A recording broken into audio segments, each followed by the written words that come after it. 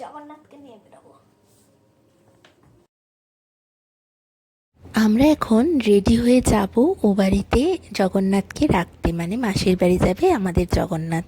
আর এই ওড়নাটা না পুরী থেকে নিয়ে এসেছিলাম, তারপরে নতুনই রয়েছে, একবারও আমি আর ইউজ করতে পারিনি, এরপর থেকে হয়তো এই দিনের জন্যই পারিনি, তো আজকে পরে নিয়েছি। দেখো ওড়নাটাই নতুন আর সালোয়ারটা আগে পরেছি। তো যাই হোক, তো এখন রেডি হয়ে প্রথমেই আমার গোপালকে পুপু হচ্ছে ওর যে জিনিসগুলো এনেছিলাম খাবার জন্য সেগুলো দিয়ে তারপরে বেরিয়ে পড়েছি রথ নিয়ে। সব বাচ্চাগুলো রথ টানছে, তো ভীষণ ভালো লাগছে, রাস্তাটা মনে হচ্ছে পরিপূর্ণ আজকে। তারপরে মাসির বাড়ি এসে জগন্নাথ দাঁড়িয়ে রয়েছে, কিন্তু মাসি এখনও দরজা খোলেনি। যাই হোক, তো পুপু এবার ডাকছে মাসিকে, চলো দেখা যাক কখন মাসি দরজা খোলে। বেরিয়েছি নাকি? মাসি দরজা খোলেনি ঠিকই, কিন্তু দিদা দরজা খুলে দিয়েছে। যাই হোক, শিলা শিলা বলে ডাকলো পুপু, তারপরে মা এসে দরজাটা খুলে আমরা সোজা চলে এসেছি একেবারে ছাদে। কারণ রথের চাকাটার যা অবস্থা, এখনকার রথগুলো না ভীষণ বাজে অবস্থা করেই বানায় ওরা।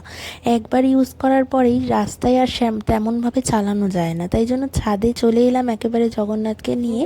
ছাদেই একটু রথ টেনে নেব, রথের দড়ি টানা ভাগ্যের ব্যাপার। আজকে লক্ষ্মী দেবীকে ছেড়ে জগন্নাথ কিন্তু মাসির বাড়ির উদ্দেশ্যে চলে আসছে। তো এই যে মাসি রথ টানছে, তারপরে আমরা একটু একটু করে রথের দড়িটা টেনে তারপরে জগন্নাথ মা যেখানে জায়গা করেছে সেখানে যথাস্থানে বসিয়ে দেব। পুরী তো যাওয়া সম্ভব হয়নি রথের দিন, তাই জন্য বাড়ির ছাদেই রথটা টেনে নিচ্ছি।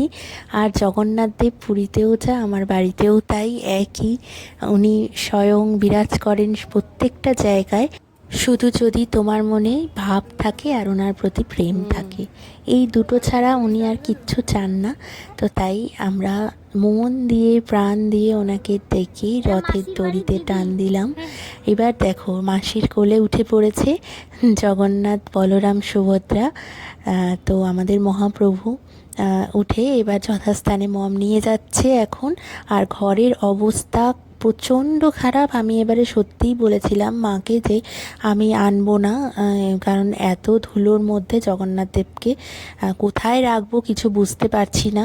আর তখন মা বলল না তুই নিয়ে আয়, কারণ আগের বছর যেহেতু নিয়ে এসছি, তো একটা অভ্যাস হয়ে গেছে, তো আনন্দ লাগে ভীষণ আনলে।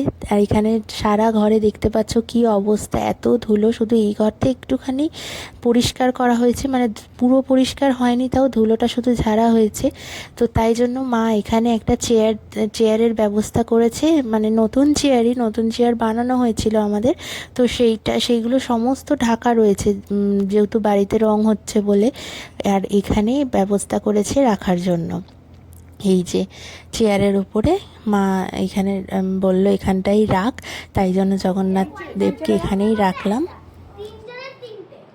এটা হচ্ছে তোমার বল্লভ ভোগ, মানে নামটা আর কি, বল্লভ ভোগ। হ্যাঁ, মানে 56 ভোগের মধ্যে একটা এটা।